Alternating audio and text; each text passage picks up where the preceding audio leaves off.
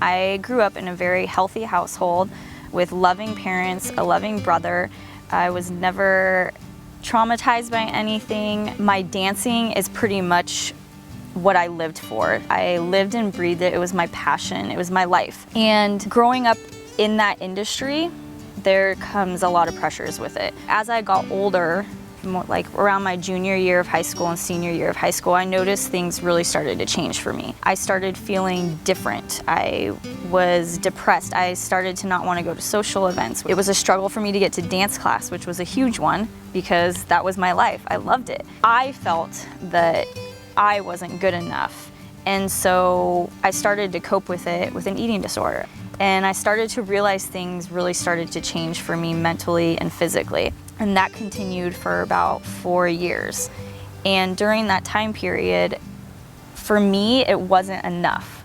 I needed something else to escape from all those things that I was feeling, all those demons that were hidden, and this feeling of trying to be perfect. And so I turned to alcohol. When I was about 19, it took a turn for the worse. When I got my first DUI, my drinking became alcoholic. I turned to alcohol for everything, whether I was happy, sad, angry, depressed. I was also what's considered a binge drinker. So I would mainly drink on weekends and I would binge for 2 or 3 days. And then I would be sober during the week and I would feel kind of like myself, but not really. I knew things were not okay when I got my second DUI, which was only a couple years after my first. And I realized that it definitely was a problem, but I wasn't ready to admit it yet. So I had to get to the point where I hit rock bottom. I just woke up one day and said, this is not how I want my life to go. I'm heading in the wrong direction and I want to make a change. And that's when I decided to check myself into rehab. I told myself that I didn't want to just get sober.